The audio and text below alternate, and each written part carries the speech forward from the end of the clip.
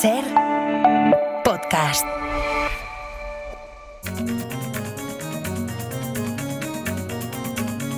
Hoy por Hoy Magazine.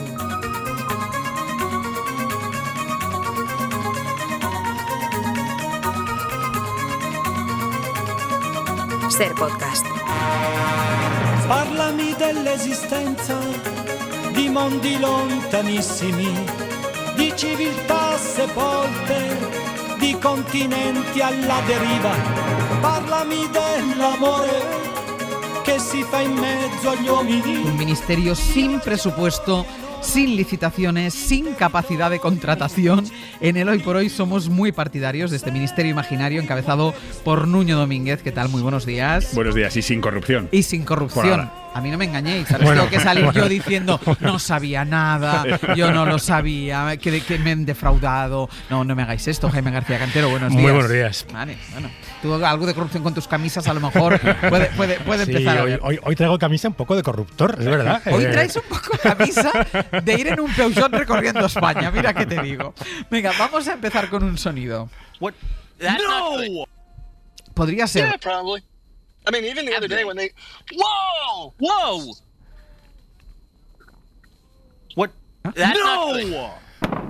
Ahí está. Claro, la velocidad del sonido. Claro, es que podría ser la decepción del gobierno cuando saltó todo el caso Koldo, o podría ser lo que ha sido, que es la nueva explosión de un cohete de Elon Musk. Y decíamos esta mañana, ¿no tenéis la sensación que cada semana explota uno? Sí, claro, es su aproximación a la carrera espacial. Pero bueno, también se podría decir que desde que se ha ido al gobierno le crecen los enanos. Pero bueno, es alucinante las imágenes porque todo se va a blanco. Pero además en tierra, ¿no? En tierra, sí. Era una prueba en tierra de los motores del Starship, que es el cohete más potente jamás construido, con el que quiere llegar a la Luna y con el que quiere llegar a Marte. Pero era una prueba previa a la próxima prueba de lanzarlo al espacio en unos días, en 10 días o algo más. Con lo cual, claro, ha sido una explosión enorme que ha causado bastantes daños en el lugar de lanzamiento en Texas, y habrá que ver si realmente puede hacer esas pruebas ese siguiente lanzamiento, el 10º. Pero claro, esto es una pérdida de dinero importante. Iba a decir, porque claro, todo esto es material ya que queda para tanto los que han explotado en tierra como los que explotan en el aire. Sí, lo que pasa es que yo entiendo que más cuenta con esto. O sea, él cuenta lo tiene con presupuestado. Lo tiene presupuestado y tiene contratos millonarios con la NASA, y aparte tiene muchos ingresos con la otra línea de negocio que tiene, que están lanzando continuamente cohetes menos potentes para lanzar satélites y muchas otras cosas. El problema es en los tiempos. Esto no es solo malo para Elon Musk. Es malo, podemos argumentar, para Estados Unidos, pero también para la humanidad, o al menos para casi toda la humanidad, menos China. ¿Por qué? Porque estos cohetes son esenciales para la llegada a la Luna, establecer allí una base, una estación orbital, y después intentar llegar a Marte, y todo esto antes que China.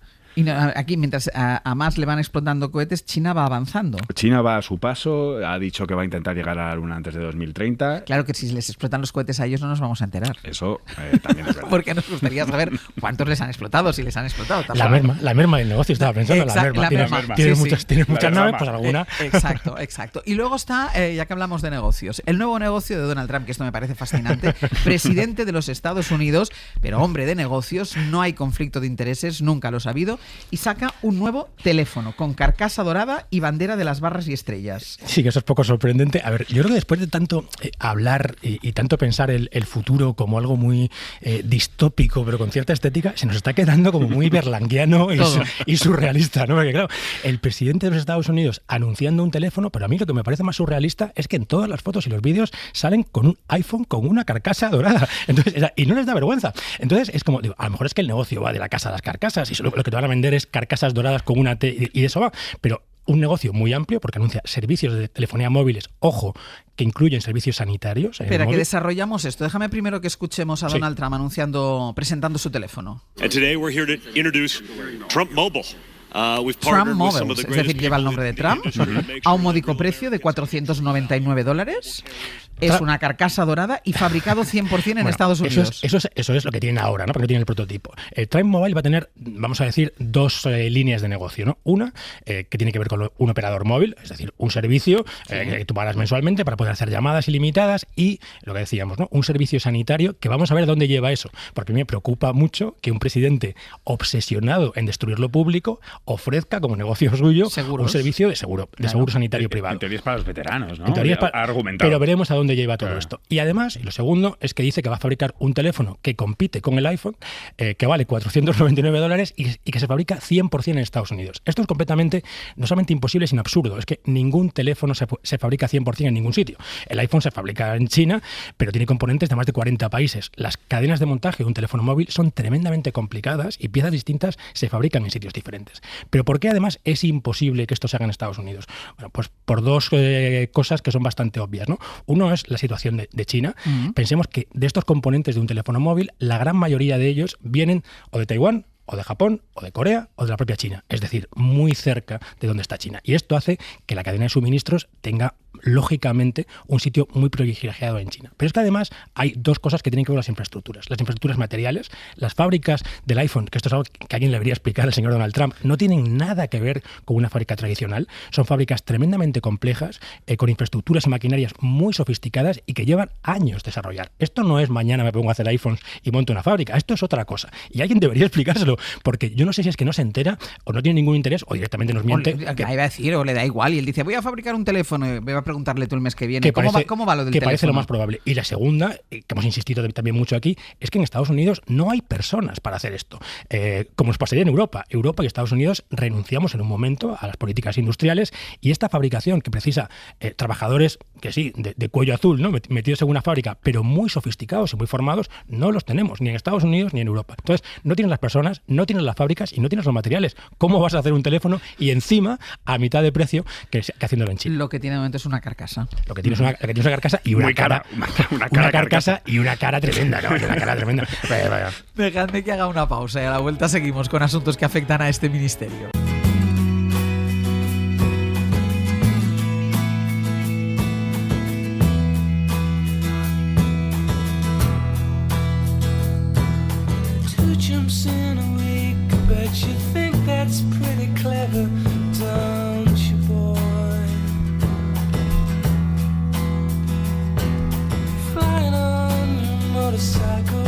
Estamos con los ministros de Ciencia y Tecnología, Jaime y Nuño, y quiero preguntar por la semiglutida, que es el medicamento revolucionario contra la diabetes que tan eficaz ha resultado para la obesidad. Su nombre comercial lo conoce todo el mundo, es el famoso Ozempic. Su descubridor, Daniel Drucker, está en España para la entrega del premio Fronteras del Conocimiento que otorga el BBVA y dice que nos faltan datos para su uso a largo plazo y en personas sanas, pero también se está viendo que reduce la conducta adictiva. Entonces yo tengo la sensación de que queda mucho por saber sobre el Ozempic. Queda mucho que saber sobre estos fármacos, lo reconoce él mismo y también reconoce que si esto se empieza a dar fuera de prescripción, no solo para los diabéticos, que es para quienes se aprobó en un primer lugar, y para casos de obesidad, si lo empezamos a dar para otras cosas, los estados no tienen dinero para nada más. O sea, no tendrían dinero para nada más, ¿no? Porque además no son fármacos muy baratos. Sí, pero es muy interesante esas conexiones cerebrales. Dice, esta molécula donde más actúa, donde más activa está, es en el cerebro.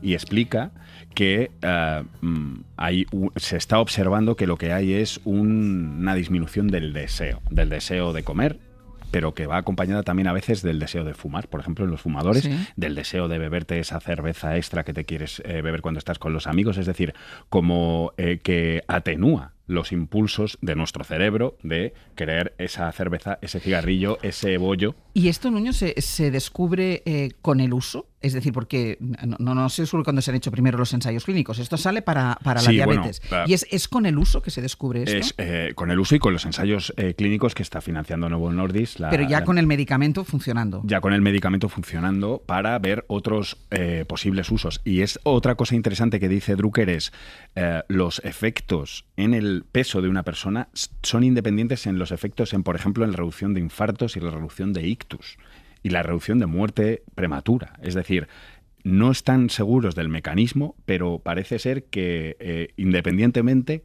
reduce el peso y tiene estos Pero otros entonces efectos todos beneficiosos. quisiéramos tomarnos un Ozempic cuando nos levantamos por la mañana. Ahí está la cuestión. Le decía antes a Eva, fuera de micrófono, que a mí me recordaba al Soma. No sé si os acordáis de En un mundo feliz, una novela de Aldous Huxley, que era una sociedad idílica en la que todo el mundo recibía una droga que se llamaba Soma y que les dejaba totalmente felices, pero totalmente también pasivos, ¿no? Bueno. Entonces, al final, esta conexión con el deseo y con atenuar el deseo puede ser muy útil en casos de adicciones, etcétera, pero ¿cuántos imagínate casos una conocemos de sociedad, personas? Como pinta todo, ¿no? Lo de Claro. anular el deseo suena regular. Es que también es casi anular la personalidad en algunos casos. Pero él insistía en que los efectos para personas sanas deberían probarse más, ¿no? Esto que decimos, no, pues tomémoslo todo. Él insiste mucho en esto, ¿no? Esto está muy bien para las personas que están enfermas, que tienen obesidad diagnosticada, que tienen... Claro, eso lo pueden mirar en los grupos de control de los ensayos clínicos, pero no puedes empezar a dar esto a personas sanas. Porque ahora mismo el Ozempic se receta a gente con diabetes, evidentemente, y con obesidad.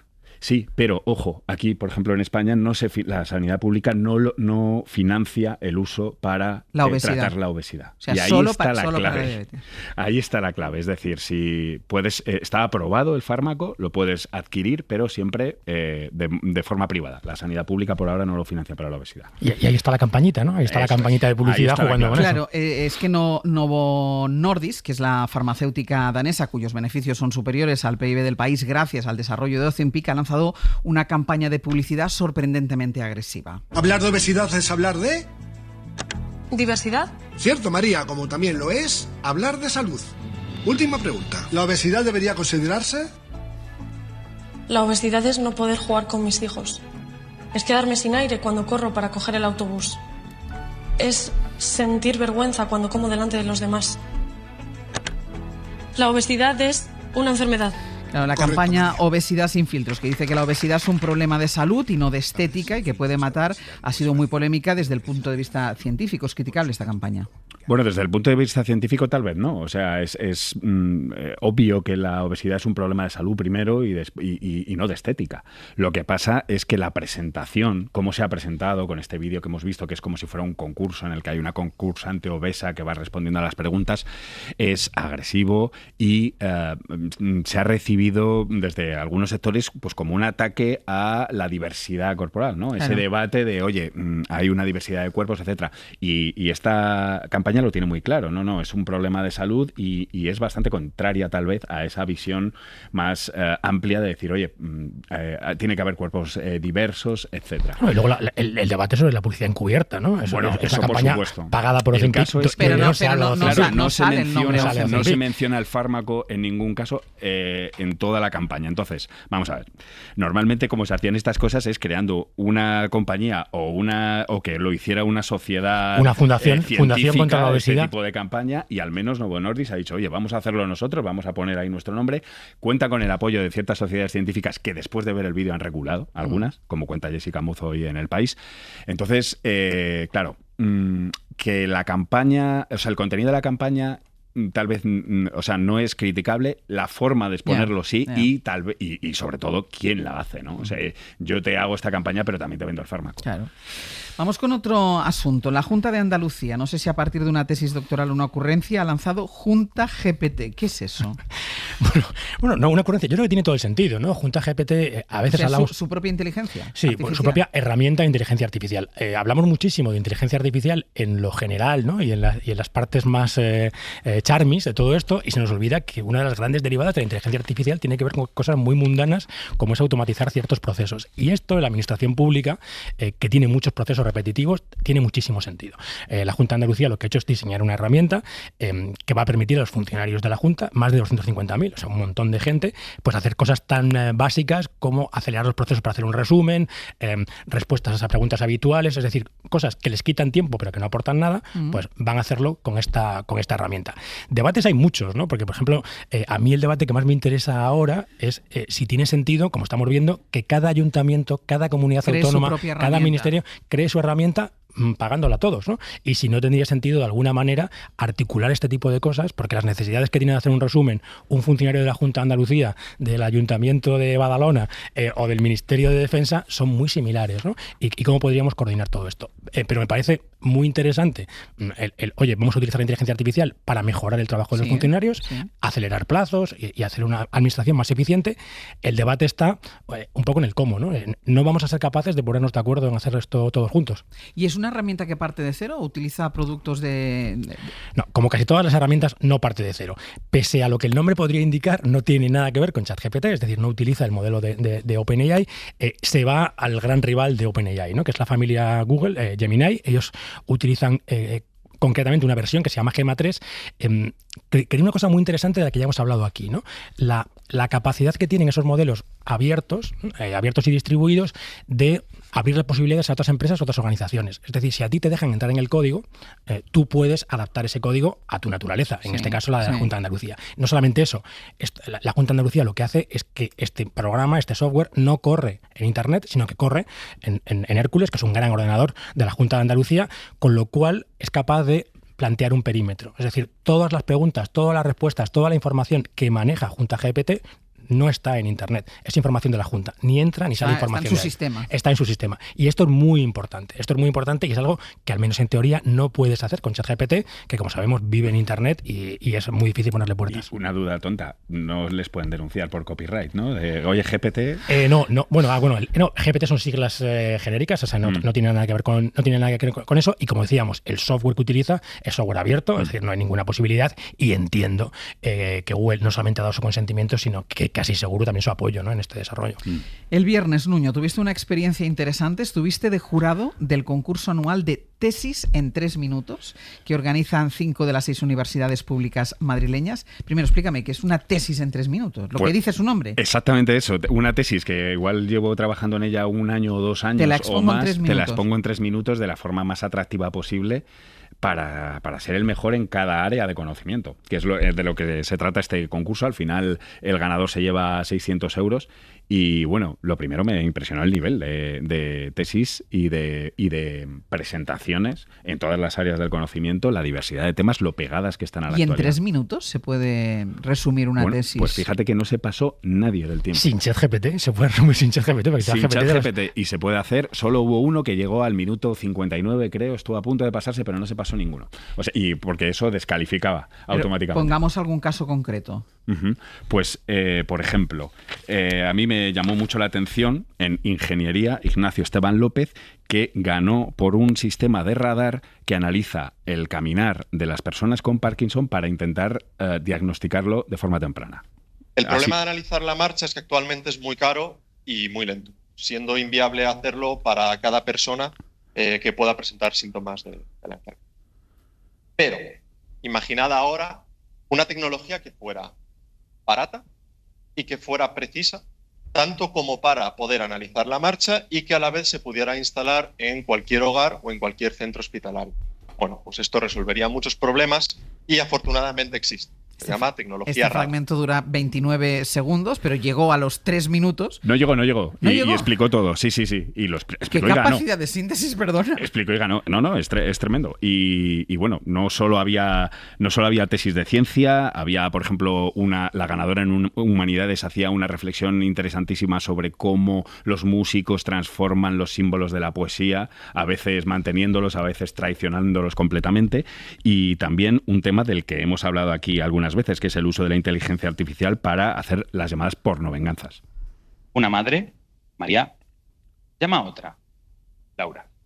María le cuenta a Laura que en el grupo de WhatsApp del instituto al que acuden sus respectivas hijas, los chicos de clase han comenzado a compartir imágenes sexuales falsas generadas con inteligencia artificial de las 2 chicas. Uno de los chicos ha incluso chantajeado económicamente a la hija de Laura con difundir dichas imágenes. Aunque las imágenes de estos desnudos sean falsas, los daños que provocan son reales. La historia de María, de Laura y las de sus 2 hijas es ficticia, pero se parece mucho a una muy real. Ocurrió en septiembre de 2023 en la ciudad de Almendralejo, provincia de Badajoz. Y llama la atención, los temas están muy pegados a la actualidad, o algunos de los temas están muy pegados a la actualidad. No, muchísimos. Otra presentación era sobre el uso de las algas como fuente de proteína para prescindir de la carne, sobre todo, pues, por ejemplo, en viajes espaciales. Había una propuesta sobre si se puede entrenar a la inteligencia artificial para que puedan hacer de jueces con conciencia. cosas muy, muy interesantes y muy pegadas a la actualidad. Y luego esto eran universidades públicas, todas las que participaron. ¿Cómo están las universidades públicas que te contaron? Bueno, ¿había alguna tesis sobre la situación de las universidades públicas? No, esto ya lo explicaban a micrófono cerrado, por así decirlo, pero había mucha inquietud y mucha preocupación por la asfixia financiera a la que se está sometiendo el gobierno de Ayuso a las universidades públicas y que tal vez se está perdiendo ese prestigio que todavía tiene la universidad pública como la mejor formación, y en muchos casos siguen siendo los mejores, sobre todo en todas las áreas del saber, pero en carreras muy demandadas como física y matemáticas, etcétera. Pues eso se está perdiendo y se está de alguna forma prestigiando, intentando prestigiar más a ciertas universidades privadas, algunas que no tienen tanto fuste, ¿no? Y una última cosa, que hemos visto en la noticia de que WhatsApp va a incluir publicidad. ¿Dónde la van a meter? Porque voy a quitarme el WhatsApp, ¿eh? Pues de momento dicen que no lo van a meter en las conversaciones y que va a estar solamente en los estados, que es eso que ninguno vemos. O sea, si quieres ver la respuesta de tu hija después de la publicidad. Es que ese es el tema, ¿no? Lo que han dicho es que va a ser en estados y en grupos solamente, pero ¿cuál es el límite de la publicidad en WhatsApp?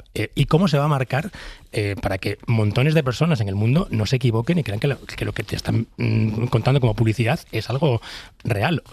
Esta distinción entre la publicidad y lo real sé que a algún anunciante no le gustará, pero me parece bastante preocupante esta deriva en la que estamos entrando de los límites publicitarios. No sé, nuestros oyentes recordarán ese capítulo de Black Mirror en el que un implante cerebral para ser financiado empieza a meter publicidad en tus conversaciones.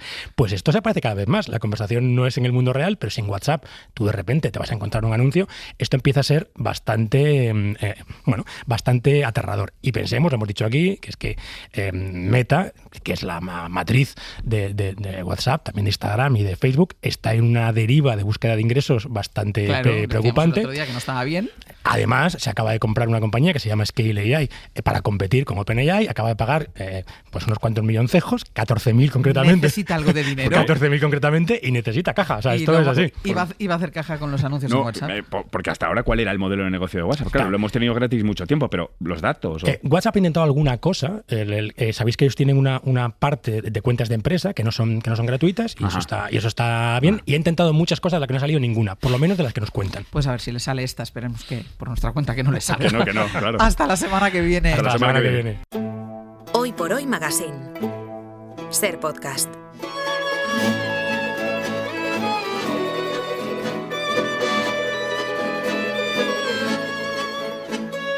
A los Luis Alegristas del mundo un mensaje: no se vayan, porque todavía hay más, todavía hasta concluir la temporada y dar paso al verano. Con José Luis Sastre al frente vamos a seguir abriendo las puertas del club de amigos y amigas alegres.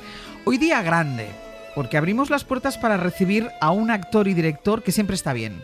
De primo, de gordo, cuando los asuntos se ponen azul oscuro, casi negro, o gestionando alguna que otra memorable tarde de ira. Porque esta mañana procuramos la amistad de Raúl Arévalo. Fernando Fernández Gómez decía: a todo el mundo le extraña mucho que un actor quiera dirigir, pero a nadie le extraña nada que alguien que no es nadie quiera dirigir. Y eso me pareció genial.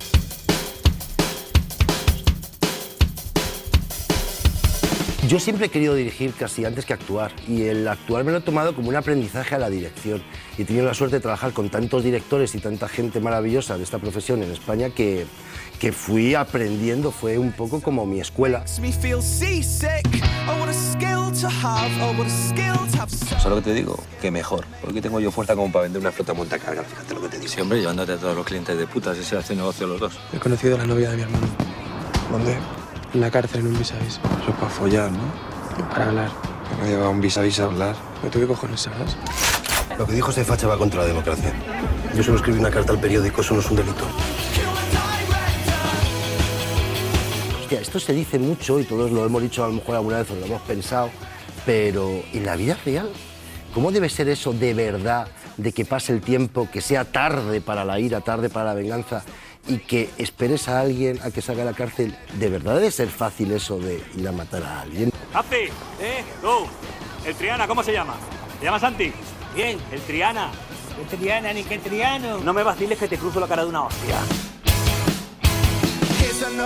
¿Por qué marca España es Nadal y no es Almodóvar, Penélope Cruz, Javier Bardem, Antonio Banderas? Para mí sí lo son, sí que son marca España todos estos. Me imagino que para determinados sectores de la sociedad el deporte tiene mucho más valor.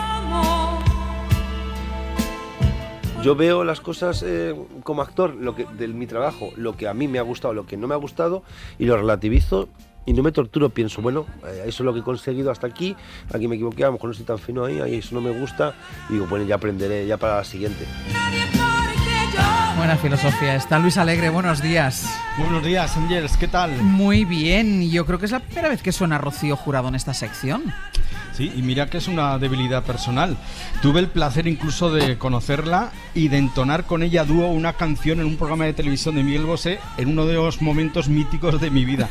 Pero bueno, el caso es que hoy era perfecto arrancar con ella y con esta canción que atravesó la infancia de Raúl Arévalo. Bueno, cuéntanos primero, tus primeros recuerdos de Raúl. Pues mira, lo conocí hace unos 19 años, cuando él tenía 26 y presentaba en el Festival de Málaga Azul Oscuro Casi Negro, la ópera prima estupenda de Daniel Sánchez Arévalo. Pero luego, a lo largo de los años, hemos estrechado nuestra amistad en todo tipo de situaciones y con toda clase de gente querida. Como decías antes, con Raúl Arévalo todo es bien siempre. Raúl Arévalo, ¿qué tal? Muy buenos días. Buenos días, Ángels. ¿Compartes esos recuerdos con Luis Alegre? Se acuerda él más que yo. Como ha dicho, me lo ha recordado Luis, que nos conocimos ahí. Yo más o menos recuerdo la época. Lo que sí que recuerdo, Luis, es que cuando veo fotos de aquella época, yo soy como si me hubieran pasado 3 vidas y tú estás como conservado en formol, ¿no? Él está igual. Él está igual. Qué cabrón. Sí, igual no era yo. Sí, eras tú, sí. Oye, ¿por qué esta canción de Rocío Jurado marcó tu infancia? ¿A qué la asocias? Bueno, porque Luis me ha dicho, di 2 canciones, pues no sé, esta canción en concreto es una de tantas que recuerdo en mi infancia, que sonaba mucho en mi casa con mis padres. La recuerdo mucho de viajes a veranos a Benidorm. Yo veraneaba, mis padres se enamoraron en Benidorm. Y entonces durante los primeros 13 años de mi vida... Más clásico, más tradicional no puede ser. Porque trabajaban mi padre de camarero y mi madre de camarera de hotel en Benidorm. De Segovia se fueron a Benidorm, ahí se enamoraron y entonces los primeros 13 años de mi vida con mi hermana y mis padres veraneábamos en Benidorm. Y en el Ford Fiesta de mi padre pues tenía cintas de Rafael, Rocío Jurado, Los Panchos, cosas que recuerdo. Y esta canción la tengo muy presente. Es cierto que luego marcó mucho otra época de mi vida que fue... muchos años después, haciendo una obra de teatro, Urtain, con Animalario, sonaba en un momento muy bonito de la obra y se la cantábamos todos a Roberto Álamo y entonces son 2 momentos de mi vida que asocio, ese For Fiesta en Benidorm y esas funciones de Urtain que las recuerdo con mucho cariño. Raúl es de Móstoles y además de por Rocío Jurado, su niñez estuvo marcada por el bar que tenía su padre en Móstoles. En Madrid, Raúl, pero bueno, sí. En Madrid, bueno, sí. Da igual. El caso es que era un bar, donde pasaste muchos años ayudando a tu papá. Sí. Ahí ayudabas a todo. Ahí ayudaba a todo, de hecho, ya como ha prescrito, con 14 años ya trabajaba en el bar, eso ahora es ilegal. Pero antes esto pasaba. Si la familia tenía un bar, claro, el niño se ponía detrás de la barra. Iba ahí, y ahí me criaba. Ahí se formaba un poco como el abierto del Hoy por Hoy, pero en vez de Losada, Ignacio Escolar o Madina, pues yo qué sé, iba el carpintero, el de la tienda de enfrente. ¿Y había unas tertulias? Era más la COPE que la SER, pero había buenas tertulias allí. Y ahí me he educado yo, en ese bar. O sea, debes tener mano para servir mesas y para eso. No. Tampoco, me he comido mucho de eso, mucha barra sobre todo. Sí, mucha barra. Sus vivencias en ese bar, Raúl las reflejó en Tarde para la ira, su formidable debut como director. Pero años antes de consagrarse con esa película, hubo un momento interesante. Su primer Goya como actor, por Gordos, también de Daniel Sánchez Arévalo, fue en 2010 y tenía como compañeros de categoría a Carlos Bardem, Antonio Resines y Ricardo Darín. Vamos a recordarlo. El Goya es para Raúl Arévalo por Gordos. Vaya, toda una sorpresa. Nadie esperaba que Raúl consiguiera este Goya y ya, bueno, está a punto de tenerlo en sus manos. De pequeño quería ser Indiana Jones. A Raúl pueden imaginar por qué lo llaman el Sean Penn español, no solo por su parecido físico, sino por su versatilidad como intérprete. Empezó en esto animando en una tienda de Ikea, ¿lo creen o no? Muchas gracias. Joder. Pues lo primero me gustaría compartir este premio, por supuesto, con Carlos Bardem, con Antonio Resines y con Ricardo Darín. Es que claro, la competencia no era fácil, ¿eh? No era fácil. Y Antonio Resines creo que no dejaba de hablar. No, Antonio Resines dice, estaba, no me acordaba yo de esto, claro, pero dicen, no, como qué sorpresa, no. Y Antonio Resines también se sorprendió porque Resines se sentó al lado mía. Y entonces cuando dicen y entrega el premio Penélope Cruz y dice Resines a tomar por culo, se lo dan a Bardem, y digo y dice, hombre, si sale su cuñada pues se lo darán a Bardem, gilipollas. Y cuando me lo dieron a mí, luego se alegró mucho Antonio. ¿Tú creías que lo ibas a ganar? No, no creía. Joder, qué nervios pasé, pero qué bonito. Ya. Sí, qué bonito fue. En la continuación de ese discurso de agradecimiento, Raúl citó, entre otras personas, a Maribel Verdú como su hada madrina. ¿Por qué? Porque Maribel yo la considero durante toda aquella época de mi vida, era mi hada madrina, claro que sí.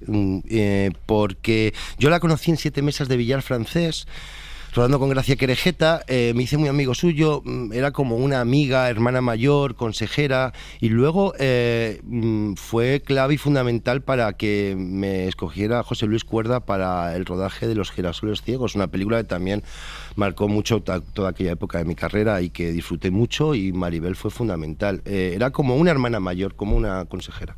Como un niño de Móstoles, con unos padres que tienen un bar, que él trabaja allí, les ayuda a echar la mano, que pasa los veranos en Benidorm, ¿cómo acaba convirtiéndose en actor? ¿Eras ya gracioso? No, cero, que va, era más soso y más aburrido. No, ni he hecho teatro en mi vida de pequeño ni nada. No lo sé. Yo empecé a hacer cortos que esto es muy típico, yo creo, y también de aquella generación de cortos con la cámara de vídeo doméstico de mi padre, pero más desde detrás de la época cámara. Que había vídeo doméstico en casa. Sí, sí. Y tengo mucha infancia de videoclub y de película mala de videoclub. O sea, yo El Padrino hasta los 15 no la vi. Yo era todo Chuck Norris, Delta Force y cosas así. Y de ahí la videocámara de mi padre, y de ahí mi padre nos llevaba mucho al cine, eso sí. Es lo único que puedo decir, que la vinculación Pero hay máxima. algún momento que en tu vida tienes que decir, pues voy a ser actor. Cuando estaba en COU, dije, quiero probar a hacer un curso de actor. Y me dio por querer ser actor. ¿Se te daban bien los estudios? En regulero. O sea, yo hace poco vi las notas en casa de mi madre. Y te dieron un poco de vergüenza. 6,1 en BUP y COU, y la selectividad un 6. Bueno, o sea, soy de bien. De bien, de normal. Entonces, claro. en la peluquería de al lado del bar de mi padre, el peluquero, a esa peluquería iban Moncho Armendáriz y Puy Oria mucho, y entonces yo, que quería estudiar algo de teatro, le dije al peluquero, oye, Iñaki, ¿le puedes preguntar a Moncho, no sé, una escuela para estudiar? Y él acababa de hacer Historias del Cronen con Juan Diego Boto, sí. Y me dijo, mira, el protagonista de Historias del Cronen, Juan Diego Boto, su madre, Cristina Rota, tiene una escuela. Y yo, sin preguntar más escuela ni nada, le hice caso al peluquero y me fui a estudiar ahí a Cristina. O sea, te fuiste donde había que ir. Donde había que ir, claro. Donde me dijo el peluquero que había que ir. Entonces, sí, pero no te dijo la escuela municipal de ahí al lado. No, pero claro, no sé, podía haber dicho otra, pero no, esa dijo, y ahí fui muy feliz. Oye, ¿y trabajaste en Ikea? Trabajé en Ikea, pero una temporada que trabajé como trabajo temporal en almacenes, pero luego estuve trabajando unas temporadas haciendo como de animación, te llamaban La Semana del Amor en Ikea. Ibas haciendo por las camas y por los muebles versos de Romeo y Julieta. ¿Hacías de actor? Sí, la segunda tanda de trabajar en Ikea fue como trabajando como de actor. Pero la primera fue en el almacén. Fue como un par de semanas, 3 así, trabajando como en almacén de estos. ¿Y cómo se te da montar los muebles de Ikea? No me gusta nada, soy malísimo para eso, no me gusta nada, no. Ángel, ¿sabes que Raúl vivió la boda de Carolina Herrera y el torero Miguel Baez en Litri en 2004? Pero esas cosas te las cuento, tío. Ángel también merece saberlo. Iba a decir, amigos de Luis Alegre, que sepan que todo lo que le cuentan a Luis Alegre termina saliendo por la radio. Es la gracia de convertirse también en amigo del Hoy por Hoy. Lo siento, Raúl, ese es el peaje que tienes que pagar. No, pero Raúl, no de invitado. No de invitado. A ver, cuenta cómo viviste esa boda. Otro de mis trabajos temporales fue trabajar en un catering de bodas, pero montando carpas, montando las mesas, todo lo que estaba en los atrases de las bodas. Y entonces una de ellas, porque trabajar 24 horas seguidas, pero te pagaban muy bien. Y una de las bodas que más largas que fueron y más difíciles de montar, de las 8 o 10 que haría, es esta de Carolina Herrera y el Litri, en una finca por ahí por Extremadura. Nos llevaron allí, pero yo escuchaba todo, era bonito, era cinematográficamente. Yo recuerdo que mientras limpiaba la mierda de los platos, escuchaba de fondo a cantar, no sé si estaban los morancos invitados o algo así, cantaban, hablaban por el micro, bailaban, pero yo no les veía, yo solamente escuchaba el audio. Pero dices, una de las bodas más largas que duró. Perdona, de montar. Fueron 48 horas de montar y desmontar. La boda duraría lo que cualquier boda, pero de como montaje y desmontaje. Porque fue una boda como Dios manda. Pues fue un bodorrio como Dios manda, sí, sí. Y ese tipo de experiencias en IKEA o esto que estás contando de esta boda, ¿tú crees que te han hecho mejor actor? Pues no lo sé, Luis, qué pregunta, no sé. Es que en realidad, luego yo tuve mucha suerte y enseguida empecé a trabajar de actor y me ha ido muy bien, entonces ahí doy gracias, pero yo creo que es como un poco el día a día de un actor, trabajar de otras cosas y ganarse la vida como puede, ¿no? Pero es que tú eres una esponja, o sea, tú absorbes todo lo que ves, todo lo que escuchas. Y yo creo que eso también te puede hacer ser capaz de empatizar más con la gente, con los personajes, ¿no? O lo intento, no sé si siempre, pero yo lo intento. Si tú también, Luis, eres una esponja. Pero has dicho una cosa ahora, dices, siempre, nunca me ha faltado trabajo, o sea, siempre desde que tú sales de la academia, empiezas a trabajar, ¿siempre has tenido una línea así como que has ido trabajando? No, primero hice una serie de televisión, Compañeros, que yo me pensaba que eso era jauja y que de repente a partir de ahí iba a trabajar de actor siempre. Me independicé, me gastó la pasta y tuve que empezar a trabajar de otras cosas, que es todos estos 5 años que trabajé, pero 5 años los que trabajé otras cosas, pero luego a los 25 empezó a salirme trabajo de actor, he tenido mucha suerte. Yo he hecho la vista atrás y veo que esto es una profesión de largo recorrido, que hay que trabajar mucho, pero que aparte de tener actitud hay que tener mucha, y aptitud, o sea, hay que tener mucha suerte y yo la he tenido, pero muchos golpes de suerte cuando he hecho la vista atrás. Pero la suerte después hay que apuntalarla. Hay que apuntalarla, es verdad. Ahora acabas de terminar el rodaje de una super película, El ser querido, de Rodrigo Sorogoyen, con Javier Bardem, Victoria Luengo y Melina Matthews, que es tu pareja en la vida real desde hace años. Sí. Y me encantaría que nos contaras un episodio en el que a ti y a Melina os confundieron con otra popular pareja. Ah, sí. Estábamos también rodando, Melina y yo, una película en Canarias y nos fuimos a un mercado y había allí un restaurante de pescado fresco y que empezamos a pedir y entonces nos empezaron a sacar de más y nos invitaron a comer. Y es que en un momento dado yo no entendía nada, me gustas mucho como actor y tú también como actriz. Y Melina decía, pero nos está conociendo, ¿no? Y dice, nos encantáis en 8 apellidos vascos. Y entonces nos confundieron con Dani Rovira y Clara Lago, que también el tío no les debía conocer mucho porque los dos son veganos, ¿no? Si tú que les conoces más, Luis, ¿no? Pero sí, Dani es vegano, ¿no? Totalmente veganos los dos. ¿Les desmentisteis? No, que nos invitaron, Ángels. No, que nos fuimos sin pagar, pero claro, no, porque nos invitaron. Y él, que yo llegar a casa y decir, es que han estado ahí en el restaurante los dos de 8 apellidos vascos. Venga, vamos con la segunda canción, que la primera nos contaba era Rocío Jurado el porqué, y siempre terminamos la charla con un amigo de Luis, que ya es amigo nuestro, con otra canción, y en este caso... Y escondido tras las cañas duerme mi primera... ¿También forma parte de la banda sonora del coche? También forma, lo que pasa que es que no sabía qué decirte, Luis, lo que pasa que Mediterráneo, aparte que es un tópico decir una canción así, es una de esas canciones que me pasa como cuando veo El Padrino, ¿no? Que son películas que son clásicos, pero que las vas revisitando a lo largo de los años y siempre, o sea, no aburren. En Mediterráneo, o sea, hay otras canciones que me encantan, pero tengo épocas que las escucho y digo, ya me he cansado de esta canción. Mediterráneo, no es que la esté escuchando cada 2x3, pero cada vez que la escucho me parece, no sé, no me aburre escucharla. Raúl Alévaro, muchísimas gracias por haber estado con nosotros. Muchas gracias. Y por convertirte en nuestro amigo. Gracias, y gracias Ángel, por tu puntualidad. Gracias. Casi un poco más y le meto en el abierto. O sea, ha faltado nada para meterle en el abierto. Pues te hubiera dado mucho juego, ¿eh? Sí. Ya lo sé, ya. Luis, hasta la semana, hasta dentro de 15 días. Un beso, Raúl, querido. Chao.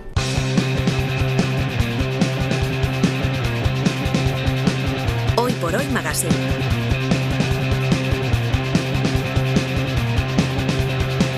Ser podcast. ¿Qué significa la palabra tú?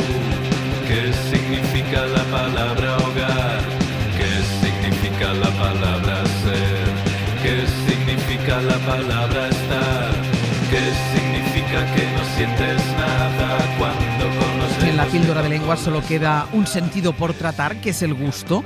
Y el caso es que se nos cuela la actualidad política, porque hablar de gustar, de saborear o de paladar es hablar también de morder y, claro, de mordidas. En Radio Sevilla está Lola Pons. ¿Qué tal? ¿Cómo estás, Hola, Lola? Buenos días, querida. ¿Qué tal? Mira, vamos a centrar el tema, que es casi final de curso y necesitamos un poco de foco previo. ¿De qué vamos a hablar hoy? Claro, como has dicho, hemos hablado de todas las palabras que usamos para las distintas variantes del sentido. Dedicamos un día a la vista, otro al olfato, a la audición, al tacto, y nos quedaba el gusto. Así que hoy vamos a ocuparnos de eso, de hacer un repaso de vocabulario para que nos expresemos mejor y sigamos aprendiendo un poquito más de cómo hablamos. Pues vamos a empezar por lo más básico. El gusto se percibe con el sabor. ¿Qué hay que saber de la palabra sabor? Pues fíjate, acabas de decir que sabemos, ¿no? Que hay que saber sobre esta palabra, pues ese saber y la palabra sabor, por la que me pregunta, son parientes, son palabras hermanas, vienen del mismo tronco. Esto lo podemos ver claramente en cualquiera de nuestras frases con el verbo saber. Por ejemplo, si digo, esta manzana sabe raro, o si digo, la profesora sabe latín, tenemos el mismo verbo saber. Es verdad. Pero claro, vamos a fijarnos en los derivados. De saber latín decimos sustantivos como sabiduría o sapiencia, y del sentido del gusto, de que una manzana sabe raro, ¿no? Pues tenemos el derivado sabor. Si nos vamos atrás en el tiempo, lo que nos encontramos es que estamos ante derivados del mismo verbo latino, que es el verbo sapere, que primariamente lo que significaba era el sentido del gusto, o sea, tener un sabor, ejercer el sentido del gusto, y de ahí se derivó pues tener inteligencia, ser un entendido. Es decir, el primer valor que tenemos es el más literal, y después de ahí se han ido derivando los sentidos más figurados. Claro, porque el sentido del gusto es muy físico, pero lo aplicamos a cosas que no saben en el sentido literal. Pienso, por ejemplo, en cuando decimos me sabe mal decir esto. Bueno, esta es una frase que a mí me encanta, porque decimos me sabe mal decirte esto, pero te lo digo, ¿no? O sea, digamos que me sabe mal, pero yo me he comido ese prejuicio, ese inconveniente, y lo hacemos. Efectivamente, sabernos mal o bien algo puede ser un alimento o esa otra cosa que expresamos. El uso del vocabulario del sabor fuera del mundo físico, o sea, fuera del paladar, es muy común. Pienso en un adjetivo que decimos mucho en Andalucía como saborío o esaborío, que puede ser un poco desagradable, ser seco, ser antipático, y eso viene de desaborido, y de desaborido viene también desabrido, que ya yo diría que lo aplicamos muy poco a la comida. Desabrimos lo decimos pues de una actitud, de una respuesta, apenas se aplica propiamente al sentido del gusto. Pero esto es como decir que alguien es soso, ¿no? Es un sabor aplicado a una persona. Claro, y además ahí vemos que los sabores tienen más o menos prestigio, o sea, lo salado es algo agudo, ¿no? Es más penetrante al comer y deja más huella. Entonces, si alguien da una respuesta aguda, nos gusta. En cambio, un alimento soso pasa desapercibido y una persona sosa pues no nos gusta demasiado. También hablamos de un chiste picante, hablamos de un comentario ácido o incluso, digamos, de la propia digestión. Puedo salir de una reunión y decir que me deja un buen regusto, ¿no? O sea que el sabor es un buen descriptor inmediato de sensaciones físicas. O sea que con él describimos cosas que, digamos, no nos hemos comido, ¿no? Pero que nos dejan alguna sensación.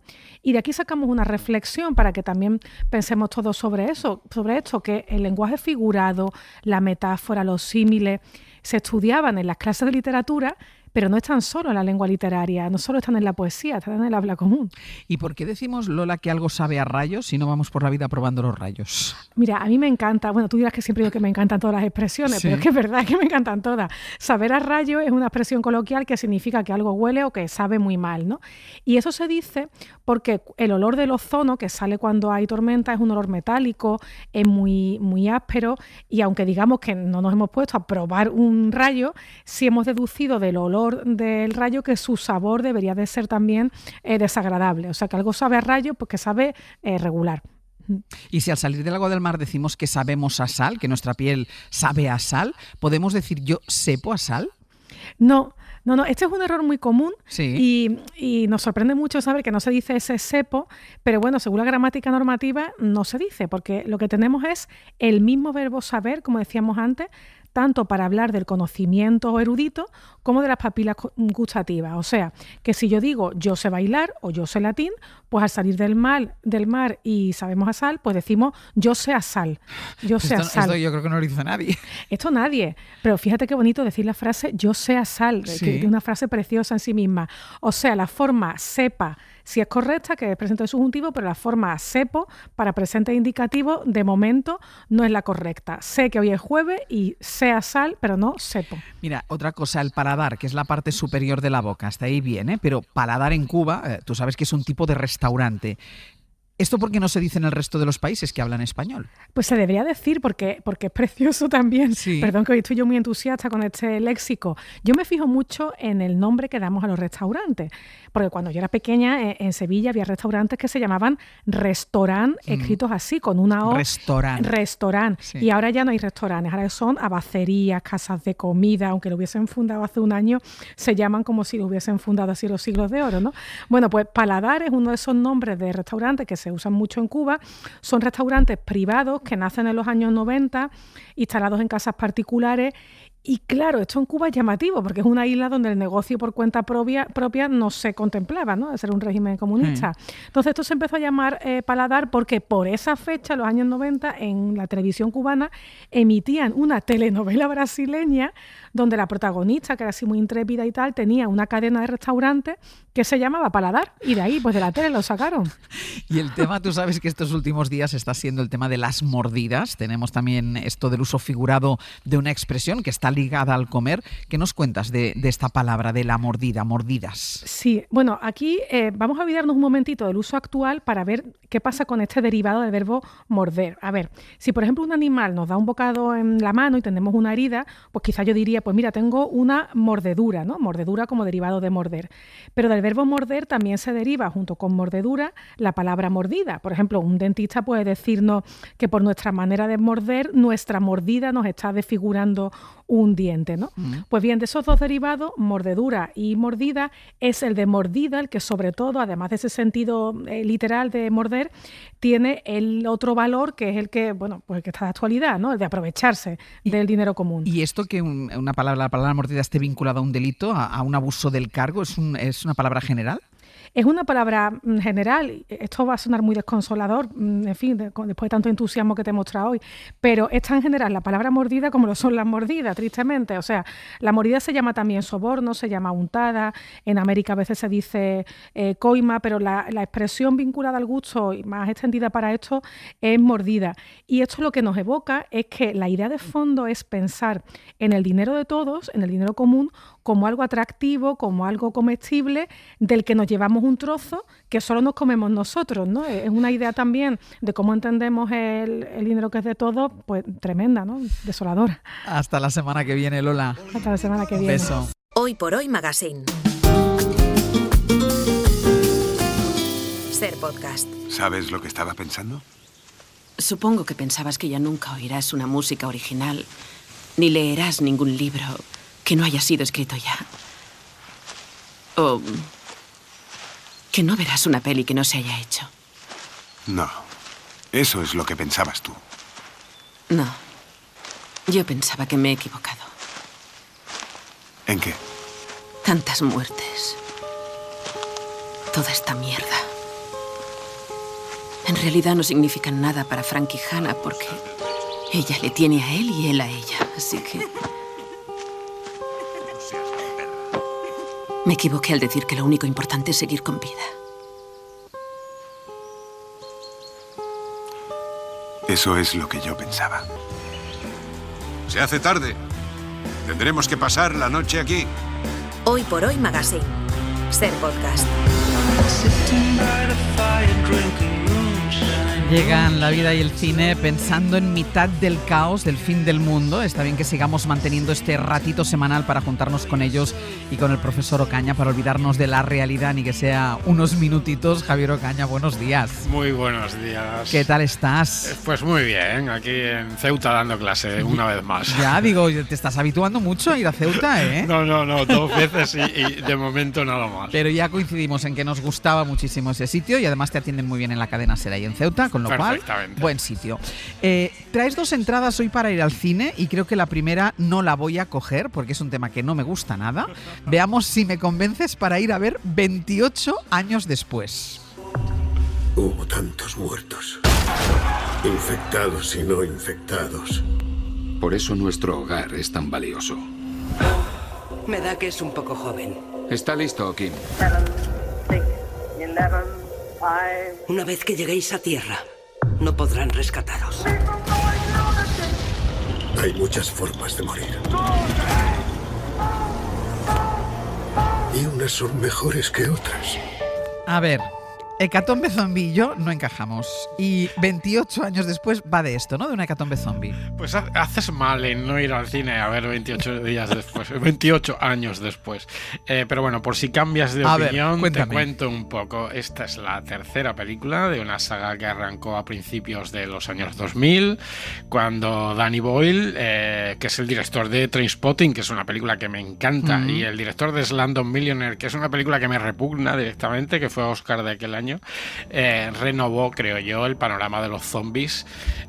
Bueno, pues después de una segunda película que fue 28 semanas después, que además estaba dirigida por un director español, por Juan Carlos Fresnadillo en 2007, y que era una película que estaba bien también.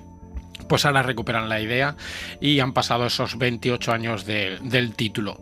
Yo creo que como estructura de saga y como idea está muy bien, y además aquella fue una renovación del mundo de los muertos vivientes. Esta entra dentro de un subgénero dentro del terror que es el llamado horror folk, es decir, el terror rural, un tipo de cine que nació básicamente en Inglaterra en los años 60 y 70, con dos películas que me gustan mucho, Witchfinder General y El hombre de mimbre, y que incorpora canciones tradicionales, el campo, el pub, la cerveza, las tradiciones rurales, la religión pagana, los cantos ancestrales. Bueno, comunidades cerradas con sus propias reglas de supervivencia, y todo eso está en 28 años después. Pero dime una cosa, ¿los muertos vivientes todavía venden? ¿Los zombies venden? ¿No están demasiado explotados? Yo pensé que había pasado esto ya. Los zombies venden cada vez menos, y eso es cierto, y tienes toda la razón, y se ha llegado casi al hartazgo. Hace un tiempo hablamos de la primera temporada de la serie The Last of Us aquí en la sección, que algunos capítulos me gustaron, pero llegué a otros, la verdad es que con la lengua afuera, y llegué al final de temporada con la lengua afuera del cansancio. Bueno, pues el lenguaje del cine y de las series creo que es muy distinto, las elipsis, el ritmo, y en esta película, al verla, todos esos elementos narrativos y visuales, más el poder en la puesta en escena de Danny Boyle, el sonido, la música, el montaje vertiginoso, a mí me hicieron pensar una cosa creo que interesante, que es durante toda la película pensé, qué bien esto del cine, en 2 horas lo tengo todo y no en 10 horas. Porque dime una cosa, ¿dónde nos planta esta 28 años después? Comienza con una secuencia que me gusta mucho y que le va a encantar a la gente, con un prólogo de unos niños viendo los Teletubbies, y no voy a contar nada más. Han pasado años, evidentemente. El virus de la ira, que era el virus que era una alteración artificial del ébola y que se escapó de la Universidad de Cambridge, sigue estando ahí, y encontramos nuevos personajes que tienen que sobrevivir en un mundo pues asolado por esas hordas de infectados que viven confinados en una isla. Bien concreto, los personajes protagonistas iniciales son un hombre y un niño, un padre y un hijo, que salen de esa zona segura de la isla. Luego hay un poco lo de siempre, ciertos moldes de este tipo de cine que se recuperan una y otra vez. Por ejemplo, nace un bebé, que es la esperanza. Se habla de la masculinidad tóxica en el personaje del padre, que me parece muy interesante por la relación que tiene con la madre del chico, que luego es la protagonista de la segunda parte, la segunda mitad de la película, de la historia. Y los protagonistas son Aaron Taylor Johnson, que es el futuro 007, el nuevo James Bond, y un niño que se llama Alfie Williams, que es increíble. Es como el niño de adolescencia que decíamos, pero este chaval, ¿de dónde lo han sacado? Pues han sacado otro chaval verdaderamente prodigioso. ¿Y qué tal Danny Boyle? Porque decías que en la primera película innovó, ¿con esta innova? Yo creo que sí que innova. Comienza con una fotografía digital rodada con un iPhone. Hay partes de la película, bastantes partes de la película que se han rodado con iPhones, y tiene un sentido, y luego ese tipo de fotografía pronto se abrillanta, digamos. La acción está fenomenal. Hay muchos insertos de montaje. Los insertos de montaje con películas y documentales que se integran dentro del fluir natural de la secuencia y que crean unas sensaciones creo que prodigiosas. Me gustan cómo son algunos de los zombies obesos que se arrastran, me encantan. ¿Qué me pasa? Que hay solo un problema, y es que después de hacerlo todo bien a lo largo del 95% de la película, llega el final, y es anticlimático totalmente, porque lo que va a haber es una segunda parte de la película en 2026, con un equipo diferente, con una directora diferente, que es Nia Da Costa, con personajes nuevos y con un estilo, según se desprende un poco del epílogo, bastante distinto. Me parece un poco hortera, muy infantil, como de cachondeo. Cuando se vean la película, las dos, hablaremos de las dos, pero aquí todo lo que te decía antes respecto al lenguaje del cine y de la televisión se vuelve contra mí. Es decir, es el contagio del lenguaje televisivo al lenguaje del cine, y eso me fastidia un montón. Bueno, 28 años después, a lo mejor no voy a verla.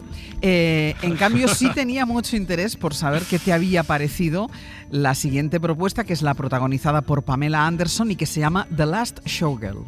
Es la última llamada. La última llamada para la última actuación del Russell Dazzle. Las Vegas nos trataba como estrellas de cine. Los trajes, el escenario. Éramos embajadoras del estilo y el glamour. ¿A ti te ha gustado? Me ha gustado mucho menos. Decepción total con esta película, que le tenía muchas ganas. Llevamos escuchando sobre ella desde el Festival de Venecia, Toronto, San Sebastián, los Globos de Oro, donde estuvo nominada Pamela Anderson, por estar dirigida por, además, la nieta de Francis Ford Coppola, Gia Coppola, sobrina de Sofía Coppola, y por Pamela Anderson, obviamente, de la que se ha dicho que esta es su resurrección, y no creo que sea del todo correcto.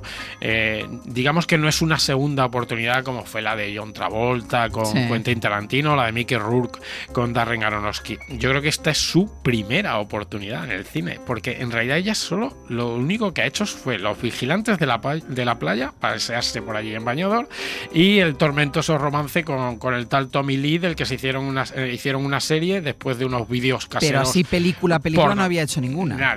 Nada.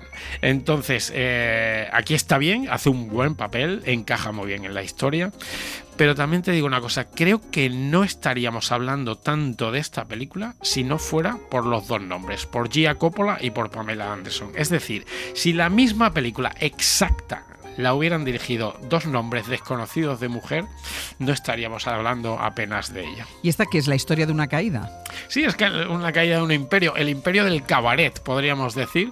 Ella es una bailarina, una showgirl, que baila en topless con otras muchas bailarinas que se entrenan y se esfuerzan por ser las mejores en lo suyo. Por cierto, hay casi de lo poco que me gusta de la película es que nunca se las ve bailar a todas juntas. Se supone que hay como 80 bailarinas en el escenario del lugar donde hacen el espectáculo, pero nunca se las ve bailar, y eso me gusta, me parece original. El conflicto es que esta chica protagonista, Pamela Anderson, tiene 57 años, su papel en la ficción, ya no es tan joven ni tan sexy para los dueños de estos espectáculos, a pesar de que para mí sigue estando muy guapa en la película, y por eso no la quieren contratar cuando se queda sin trabajo.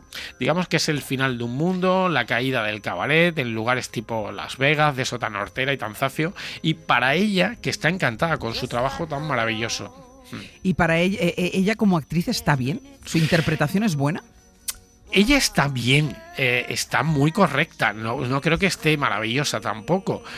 Digamos que encaja muy bien, como decía un poco en el guión, en esa cosa de que eres quien eres cuando tu belleza decae, con lo cual Pamela Anderson en ese papel encaja fenomenal. La acompañan Kiernan Shipka, que se llama la niña de Mad Men, la hija del protagonista de Mad Men, y también Jamie Lee Curtis, con la que hay un paralelismo creo que bonito, porque sale muy mal maquillada, peinada, dejada, sale como una defesio adrede, y quizá creo que no haga falta tanto, y con ella hacen un juego porque Jamie Lee Curtis en varias películas, sobre todo en Mentiras Arriesgadas, tenía un baile en tanga muy espectacular y que fue muy erótico en su momento y muy famoso, y aquí lo repite, pero a modo de espejo, para hacernos ver la decadencia del cuerpo, cómo afecta a la mujer, y cómo mientras estás guapa, fenomenal, pero luego ya no. Pues venga, 28 años después, o The Last Showgirl. Y vamos con un par de minutitos para la crítica bajo demanda. Ya saben, 638-313466. Llaman, nos dan el título de una película, y para ustedes, en exclusiva, aunque lo escuchemos todos, la crítica de Javier Ocaña. Hola, Pues yo quería que me dieran, por favor, la crítica de banda de la película Bo tiene miedo, porque la he visto y me encanta, a la vez me repugna, me da miedo y no sé si la ha entendido o no la ha entendido, pero en realidad me da igual, solamente quería saber la opinión del experto. Pues la opinión del experto, ¿Bo ¿no? tiene miedo? ¿Qué película es? Pues la ha definido muy bien, es una película relativamente reciente, de hace unos años, con Joaquín Phoenix de protagonista y dirigida por Ari Aster, que es uno de los grandes nombres del cine contemporáneo. Es una película rarísima, extravagante, pero muy interesante. Es el trayecto de un hijo a casa de su madre y la odisea por un mundo de pesadilla. Tengo que reconocer que es una de las películas de la historia del cine que más me han llevado al mundo de mis propias pesadillas. Te lo digo de verdad, a cómo ocurren, a las texturas que tienen, al absurdo, a los colores, a las presencias, a ese surrealismo en el que se mueven. Surrealismo que no es todo lo raro, como siempre decimos, es una reunión de lo consciente y lo inconsciente, del mundo de la realidad y del mundo de los sueños, y hay una liberación arbitraria de la imaginación, y ahí la palabra clave es arbitraria. Bueno, pues se la ha comparado mucho, Bo tiene miedo, con El Mago de Oz, pero el regreso al hogar es un regreso en un mundo de pesadilla. Y muy rápido, Javier, ¿lo puede ver todo el mundo? ¿La puede ver todo el mundo? ¿Es para todo el mundo?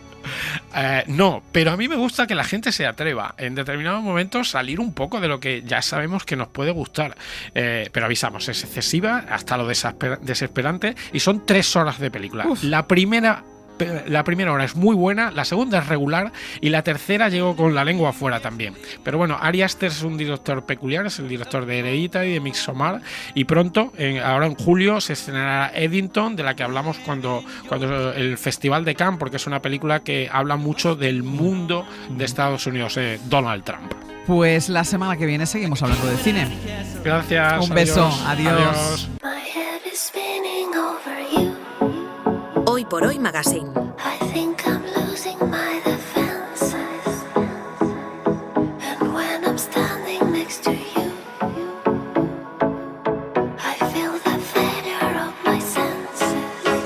Ser podcast.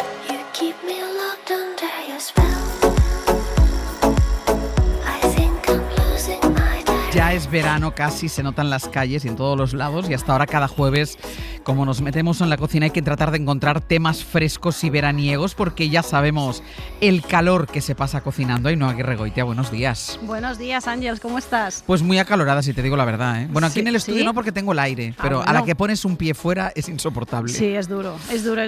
A ver, lo que tiene el verano. ¿Qué es lo que tiene el verano? No, sí. Pero a mí me encanta este tiempo, que me gusta mucho el verano, pero sobre todo cuando estoy de vacaciones. Dentro de unos días, te Dentro queda de unos poco, días, te exacto. queda poco. Exacto. A ver, ¿por qué el tema que has elegido hoy? Pues mira, voy a serte sincera, aunque Brian se enfade conmigo. Yo te iba a traer aquí el Manifiesto Futurista de la Gastronomía del año 1932, que es interesantísimo, ya hablaremos de él. Vale. Pero Brian me dijo, mira, Ainhoa, relaja un poco, refréscate un poquito, que llega el verano, bonita. Tenemos la cabeza todos un poquito frita. Y dejemos el Manifiesto Futurista para otro momento. Para otro momento. Vale. Entonces digo, venga, voy a empezar a refrescarme desde ya, porque me dio de margen Me dijo y ya no más. Vale. Y dije, no, venga ya, déjalo. Venga. Entonces, a ti, Ángeles, ¿a ti te pasa que en verano te gusta más ir a la pescadería o a la carnicería? Sí, a mí siempre me gusta más ir a la pescadería, pero en verano mucho más. ¿Verdad que sí? A mí también. Sí. Me apetecen mucho los boquerones, el bonito, las sardinas, calamares, mejillones, berber, todo. Me gusta mucho el pescado marinado, los tartares, hecho a la plancha, a la brasa, con sopas frías mezclado, vinagretas calientes. Me da exactamente igual, en ensaladillas con papas aliñas, en fin, hay 1000 maneras de comerse todos los productos que salen de una pescadería. Pero a mí me gusta mucho el sabor a mar en estos meses. Sí. Y además, si me centro en un grupo concreto de productos, elijo las conchas, los bivalvos. Me encantan. ¿Verdad? Las me navajas, encantan. tellinas, coquinas, chirlas, además son muy divertidas de comer. Entonces, casi de manera automática, lo que a mí me sucede cuando pienso en este tipo de productos es que me voy a los cítricos también. Tengo mucha costumbre de comerlo con cítricos. Porque casan bien. Parece que se llevan bien. ¿Tú crees que la cocina de verano es más libre? Mira, Ángels, desde el momento en el que te pones a cocinar en sujetador, todo es más libre. Todo. Y no me lo niegues. Ahí vale todo. ¿Tú cocinas en sujetador en verano a veces? No. ¿Qué me dices? ¿Tú cocinas en sujetador en verano? Ay, a mí me gustaba imaginarte en sujetador cocinando. Y el mandil encima. Yo sí, no, a veces sin mandil, a veces con mandil. Pero yo sí, a veces sin cocino mandil, con sujetador. Sin mandil puedes quemarte, ¿eh? Y con bikini. Bueno, yo iba a decir que había que tener cuidado con eso. porque somos muy propensos a cocinar sin camiseta, con los restos del bikini, del sujetador, bueno, lo que sea que lleves o nada, y te puedes quemar. Entonces hay que intentar protegerse un poco, pero cuando hace mucho calor yo me despeloto mucho, es mucho más cómodo. Además, lo que tiene el verano también es que improvisamos más. Simplificamos nuestra forma de cocinar y eso hace también que ganemos en intención, porque con muy poco queremos hacer mucho. Con 4 cositas queremos hacer un plato muy presentable. Nos alejamos del fuego, aunque sí que es verdad que aparecen las barbacoas, mezclamos la fruta con las verduras, lo que normalmente comemos caliente lo pasamos a comer en frío, los aliños son más alegres, más desenfadados, cogemos un poco lo que pillamos por la cocina y si tienes hambre, siempre puedes sacar al final de ese menú el melón o la sandía y la cosa se resuelve, ¿no? Si te has quedado con la comida demasiado ligera. Estoy totalmente de acuerdo. Es todo, primero porque no nos queremos complicar la vida y porque también el cuerpo nos pide otras cosas, pero todo es mucho más fácil. Todo de acuerdo menos lo del sujetador. Lo del sujetador. No, pero es que mira que incluso si salgo de la piscina y voy en bañador, o sea, siempre me pongo una camiseta. Es que cocinar es que me parece peligroso, por eso lo digo. Haces bien. No, tienes razón. Es como lo de las chanclas y el descalzo en la cocina, que eso también es un peligro, ¿eh? Eso también es peligroso porque se cae algo, tendemos a poner el pie para que no se rompa eso. Y se rompe sobre tu pie. Exactamente, pero bueno, a veces sabemos que las cosas no las hacemos del todo bien. Vayan con cuidado. Bueno, volviendo a lo de las conchas y el limón, que se llevan bien, ¿funcionan de verdad? ¿El cítrico y las conchas? Sí, funcionan de verdad, porque hay gente que dice que resta sabor. No es del todo cierto. Hay una respuesta más científica y otra más poética. A ver. Por un lado, la acidez de los cítricos, la lima, el limón, la naranja, equilibra la salinidad y la untuosidad natural de las ostras, por ejemplo, de los mejillones o los berberechos. Por otro lado, el aroma de un cítrico a veces nos lleva también a territorios más emocionales. Tú a veces no tienes la sensación cuando cortas un limón o hueles un limón de que de repente estás en familia o estás en una casa más veraniega, más en el Mediterráneo. Estás en verano habitualmente. Sí, de repente te traslada a un sitio fresco, ¿no? Entonces tiene esas dos vertientes. Además, los cítricos actúan también como detonadores del umami marino. Por eso es importante. Tú pruebas, tú abres 2 ostras y te comes una ostra sin nada, riquísima. Y otra con unas gotitas de limón. Y otra a lo mejor con unas gotas de limón, que aunque sea un poco intenso, muy poca cantidad, ya verás como de repente esa ostra gana en profundidad, el sabor se prolonga un poco más y es un poquito más largo en boca. Yo es lo único que me gusta sobre la ostra, unas gotitas de limón. ¿Sí? Sí. Pues tienes que probar, tú tienes que comprar maracuyá o fruta de la pasión. Sí, o sea, pruébalo. Sé que casan bien y todo eso, pero me cuesta. Es que a mí me gusta tanto el sabor de la ostra que pienso que lo único que no lo pervierte o no lo cambia mucho es eso, un par de gotitas de limón. Pues el limón luego lo hablamos. Vale. Luego hablamos de cuál le va mejor a la ostra. Pero bueno, también es una cuestión de gustos, ¿eh? Tampoco es... Esto no es nada, aquí no hay nada que ¿Ves cómo no me gusta, por ejemplo, el limón sobre el pescado frito? A mí tampoco, porque además se pierde el crujiente. Exacto. Me gusta si lo puedes condimentar un poco antes si quieres. Puedes marinar ese pescado unos un poco boquerones, antes, exacto. Claro, y luego ya lo rebozas y lo fríes. Bueno, siguiendo con las conchas, porque nos habíamos quedado clavadas en la ostra y el limón. Los mejillones, que a mí te voy a decir que es una de las cosas que más me gusta del mar, el mejillón. Pero siempre se ha dicho que en verano no es su mejor temporada. Bueno, la verdad es que ahora tenemos mejillones prácticamente todo el año. Es cierto que el verano y el otoño pueden ser periodos donde su calidad pueda variar. Eso se debe a que la temperatura del agua aumenta muchísimo y eso afecta negativamente a la calidad, porque los hace más propensos a volverse más blandos, a perder algo de sabor. Por eso es importante aquí que sean frescos y que conozcamos también un poco al proveedor, que haya un proveedor de confianza que nos diga, es el momento, no es el momento, llévate esto, llévate aquello, ¿no? Porque generalmente ellos no te suelen fallar. Si tienes buena relación con los pescateros o carniceros, tal, yo siempre abogo por eso. No les interesa, porque no vuelves. Sí. Entonces, eso también es importante. Pero bueno, como alternativa al mejillón también podemos encontrar la clochina. No dura todo el verano, pero sí que tiene unos meses de verano. Háblanos de la diferencia entre la clochina y el mejillón. Pues mira, pueden parecer lo mismo, pero no lo son. La clochina es la prima pequeña, intensa y veraniega del mejillón. Se cría en las aguas cálidas del Mediterráneo, sobre todo en el puerto de Valencia, y solo aparece unos meses al año, de mayo a agosto más o menos. Su concha es más oscura, tiene una carne muy firme, un sabor muy marino, más directo. Pasa un poco en general con el marisco mediterráneo, ¿no? Que tiene como un poco más de sabor, incluso a veces es un poco más dulce. El mejillón, en cambio, viene casi siempre de Galicia, el Atlántico frío, es más grande, más acuoso, puedes tener más carne también. Para mí comer clochinas es casi un ritual en verano. Yo no voy a decir cuál es mi favorito, porque no me quiero enemistar con nadie, ¿eh? Pero tengo favorito claro. ¿Tú tienes favorito claro? No lo digas, no hace falta que lo digas. Yo sí tengo. No, yo tengo favorito claro. Es la misma, seguro. Yo tengo un favorito claro que es el mejillón de Menorca. ¿Y eso? Pues, cuéntame cómo es. Pues yo creo que es como la clochina, parecido a la clochina. Es que si se cría en el Mediterráneo debe tener características muy parecidas. Mayoritariamente en el puerto de Mahón, y es que tú lo estás definiendo la clochina, yo estoy viendo el mejillón de Menorca es más pequeño, la carne más firme. Es que a mí el mejillón gallego, que me parece delicioso, pero para mí es demasiado grande. Sí, a veces se queda un poco grande. Exacto. Entonces, pues eso. Pero las dos son muy buenas, ¿eh? Y además es proteína pura, ¿eh? Sí, te puedes comer 20 kilos. Exacto. Bueno, ya luego si pones salsa de tomate y mojas pan y eso... Bueno, ya la cosa cambia. Pero si los abres al vapor te puedes comer 20 kilos, que están buenísimos. Como más me gustan a mí. Volviendo al cítrico, la cantidad, entiendo, decíamos antes de sin abusar cuando hablábamos de la ostra, la cantidad es importante. Sí, lo que decíamos antes. Además, a mí que la gente coma como le dé la gana. Eso principalmente. Yo nunca voy a juzgar a nadie. Claro, que coma como quiera, ¿no? Igual que tú me has dicho, las ostras con unas gotas de limón. Yo también me las como con unas gotas de limón porque generalmente no me dan a elegir entre otro cítrico. Sí. Pero bueno, si nos ponemos profesionales, sí que es importante que el ácido con el que estamos jugando no se use de manera excesiva, porque puede neutralizar demasiado los matices marinos. Entonces debemos ser precisos con la acidez, ya que puede pasar de ser una herramienta que calibra a una herramienta que disfraza automáticamente y anula mucho los sabores. Entonces esto también depende del ácido que usemos. Por ejemplo, no es lo mismo añadir limón, que tiene una acidez que es más lineal y es más reconocible, que usar, por ejemplo, el yuzu, la bergamota, que tiene perfiles aromáticos más complejos, añaden capas también olfativas y gustativas diferentes. A lo mejor empezamos a escarbar ahí en los sabores y hay otro tipo de aromas más florales, más...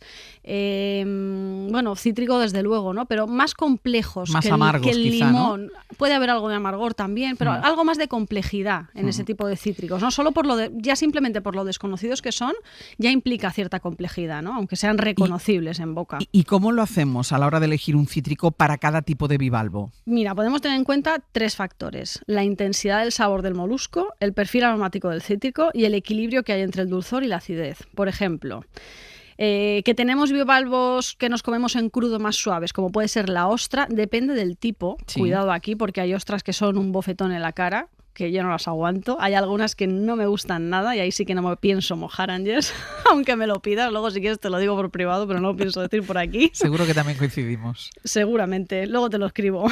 Te voy a poner una palabra.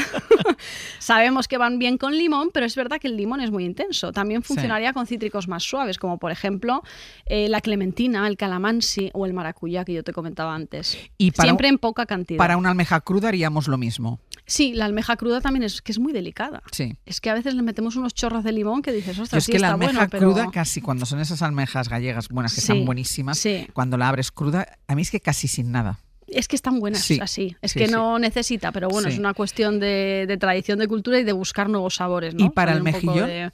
El mejillón, que es más intenso, un limón encurtido, lo complementa muy bien. La navaja, el berberecho, las tellinas, que están en un punto intermedio, el pomelo, la lima, la naranja. En resumen, a mayor intensidad de bivalvo, mayor libertad para jugar con el cítrico, y a menor intensidad, más precisión y más delicadeza. ¿Al mejillón le iría bien la compota de limón con la que trabajas tú últimamente?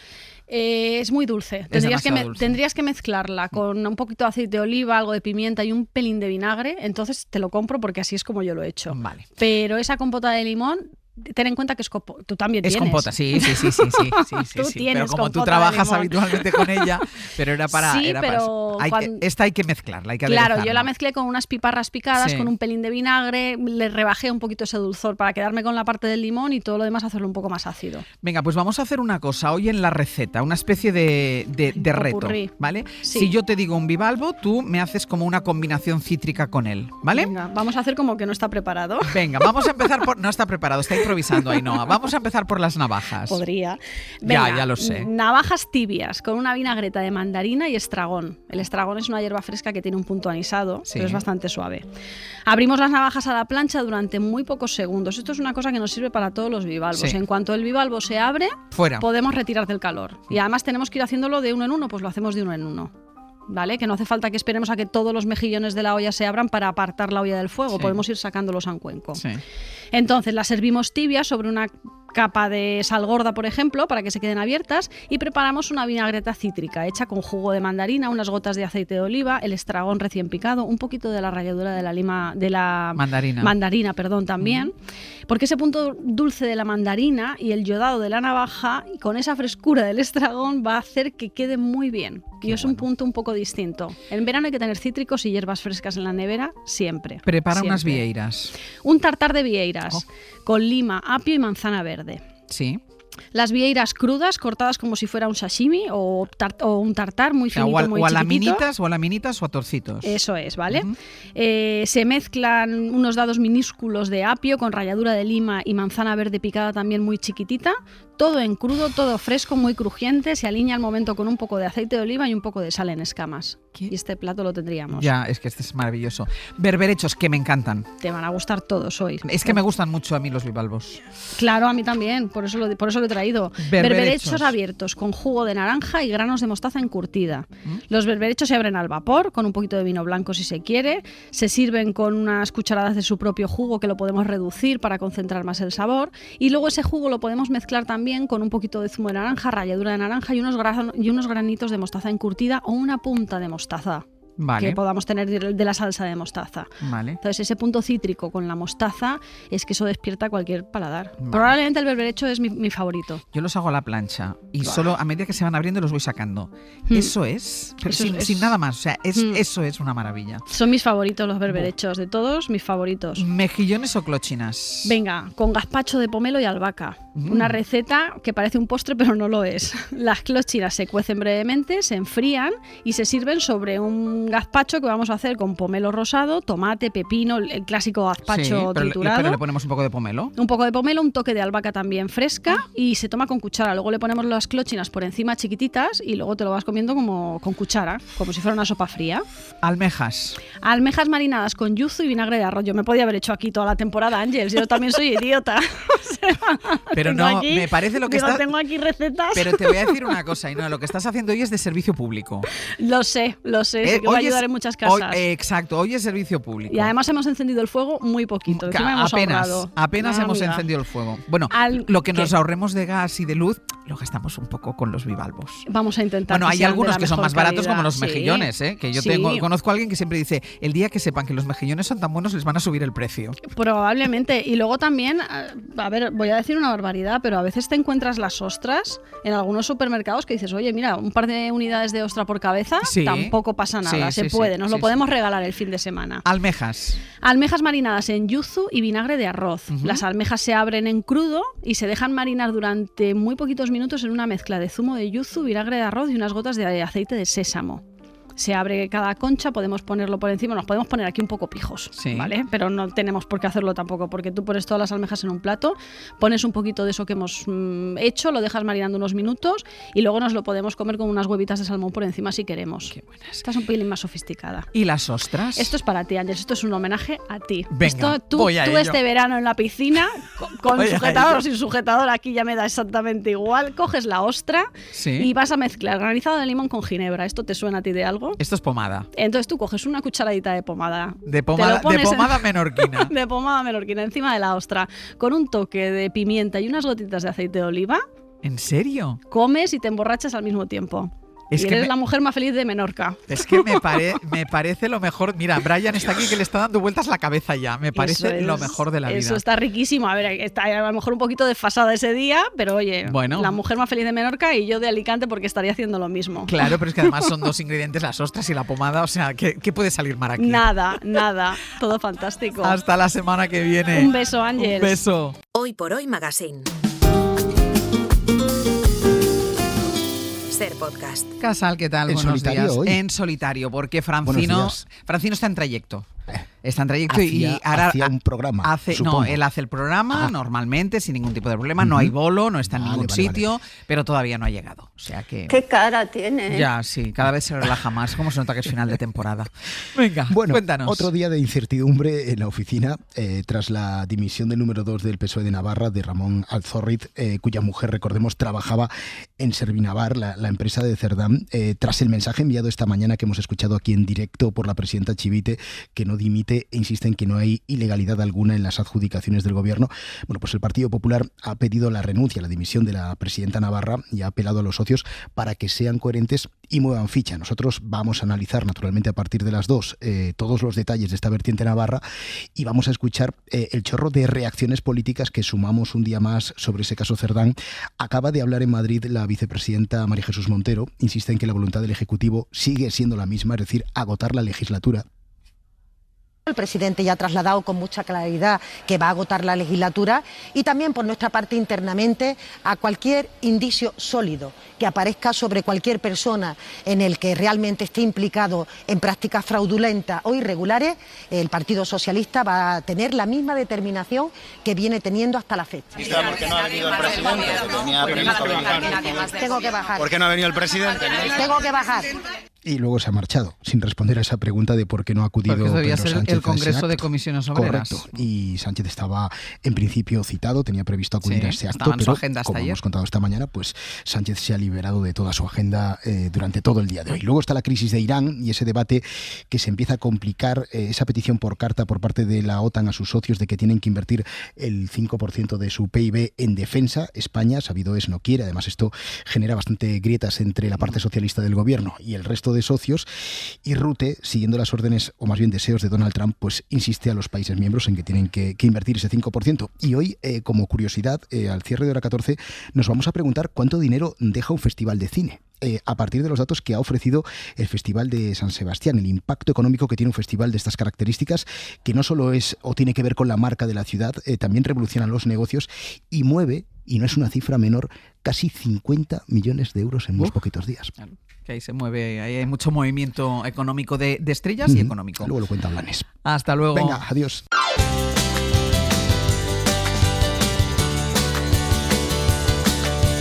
Vespas trucadas, años 60, van por el centro a más de 90.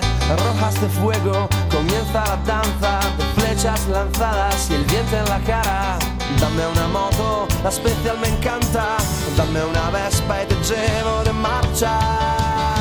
Y qué fantástico dar vueltas con los Pues vamos a ir terminando, que además hay unos cuantos que dentro de un ratito nos vamos. Mañana hacemos este programa Hoy por Hoy desde Benalmádena. Y esta vez no te vienes, Sergio, tú. No, esta vez no he sido convocado. Creo que la alineación de Ángel Slotti es Brian, Pepe, Irene, el tigre Pedro. A ver a quién caza hoy. Dice que a Pepe, dice que a Pepe. Y también Eduardo Barba, que a veces lo sacamos para darle un poco de glamour. Eduardo Barba tiene pinta de dejarse cazar también. Se llevará unas plantas. Es juguetón. El agua de regar igual lleva misterio. Sí. Me ha dicho Ana Usle, quédate, anda vigilando un poco a Teresa Truchado, que ha llegado, ha vuelto. Hola. Bienvenida, Teresa. No hace falta que me vigiléis ya. Me vigilo Te yo has hecho sola. mayor, te has hecho mayor. Me he hecho unos meses más mayor, tampoco te creas. Vale. Y mentalmente sigo igual. Teresa Truchado, que es un poco tigresa. Bueno, ha llegado un poco como las estrellas que conocen el sitio donde han estado, donde ha triunfado. Ha trabajado más bien poco esta mañana, pero bueno, que hay que estar un poco encima. Que ha traído un bizcocho. Eso es verdad. Hay que controlar a Severino Donate porque marchándose Barba, el titular de las plantas, se ve, hay que estar también encima. Y sobre todo porque hay que estar encima de el Donate pequeño.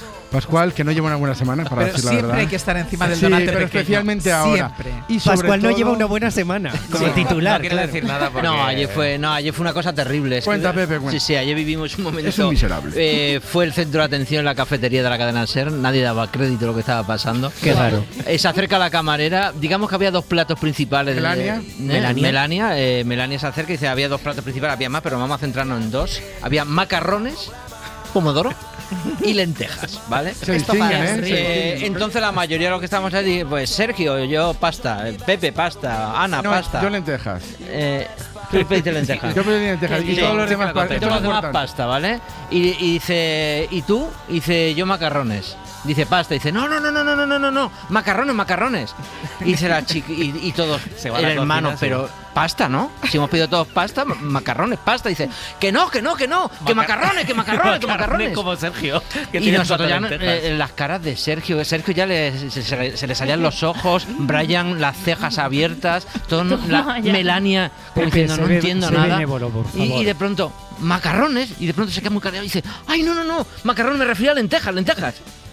Yo he vuelto más preocupada por la salud de Pascual, la verdad. ¿Pero dónde estaba el problema, mental. Pascual? ¿No distinguías una legumbre de la pasta? ¿No sabías que macarrones era pasta? Sí, pero es que no sé cómo se ¿Dónde estaba la confusión? No sé cómo se me cruzaron los cables, porque además yo pensaba que el mundo estaba equivocado. Yo veía a Melania y decía, esta chica no se entera. ¡Ay, Dios mío! En su cabeza lentejas eran macarrones, señalando el plato de lentejas de Sergio, claramente. No sé qué me pasó. O sea, encima señalabas el plato. Macarrones. O sea, señalando las lentejas decías pasta. Sí, o sea, es como quien confunde toalla con mantel. Ya. ¿Sabes? Bueno, pues él ni estaba siquiera. convencido que lentejas se decía macarrones. Bueno, pues muy bien, nada. Pascual, bienvenido, ¿no? Tú también a la radio, que parece que has empezado Pero hoy es que también.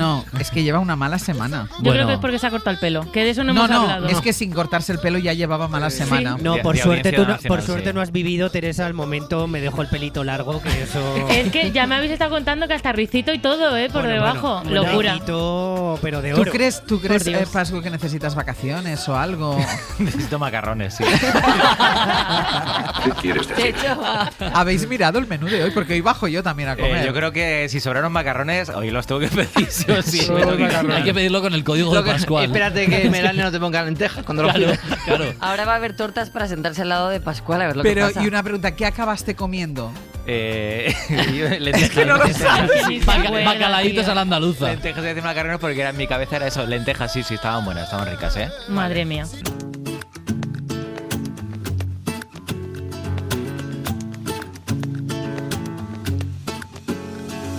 Robé semillas del mar, de la incertidumbre, con la sana costumbre de dejarme llevar. Pues vamos a ir terminando, que hay que ponerse el bañador los que nos vayamos a Benalmádena. Te vas a perder el bañito del jueves por la tarde, Sergio. No, yo me voy a bañar esta tarde. Ya, pero no es lo mismo. Ya, sin ti. Pero bueno. Sin ellos. Pero puedes hacer otros amigos. Sí. Ya. Por eso ha venido Raúl. Qué bien hilado. Ya vale. Que sí. ¿Con quién prefieres irte? ¿Con estos a Benalmádena o con Raúl Arevalo? Yo con Raúl Arevalo siempre. Venga. Pues mira, como ya es nuestro amigo porque ha estado esta mañana en Amigos Alegres, puedes hacerlo. Ha venido Raúl Arevalo, actor de Azul Oscuro Casi Negro, Gordos o La Isla Mínima y director de Tarde para la Ira, pero esto no era una entrevista de trabajo, era una charla íntima y aquí pues se cuentan estas cosas de los primeros trabajos, anécdotas de pareja, las películas de Chuck Norris y cómo él se crió en el bar que le acabó llevando al cine, el bar de su padre. Ya como ha prescrito, con 14 años ya trabajaba en el bar, eso ahora es ilegal. Ahí se formaba un poco como el abierto del hoy por hoy, pero Losada, Ignacio Escolar o Madina, pues yo qué sé, iba el carpintero, el de la tienda de enfrente. ¿Y había unas tertulias? Era más la COPE que la SER, pero había unas tertulias allí. Y ahí me he educado yo, en ese bar. Entonces, en la peluquería de al lado del bar de mi padre, a esa peluquería iban Moncho Armendáriz y Puy Oria, y entonces yo, que quería estudiar algo de teatro, le dije al peluquero, oye, Iñaki, ¿le puedes preguntar a Moncho, no sé, una escuela para estudiar? Y él acababa de hacer Historias del Cronen y me dijo, mira, el protagonista de Historias del Cronen, Juan Diego Boto, su madre, Cristina Rota, tiene una escuela. Pues le hice caso al peluquero y me fui a estudiar ahí. O sea, te fuiste donde había que ir. Pues mañana más, a partir de las 6, les esperamos una parte del equipo aquí y la otra en Benalmádena. Pongan el despertador.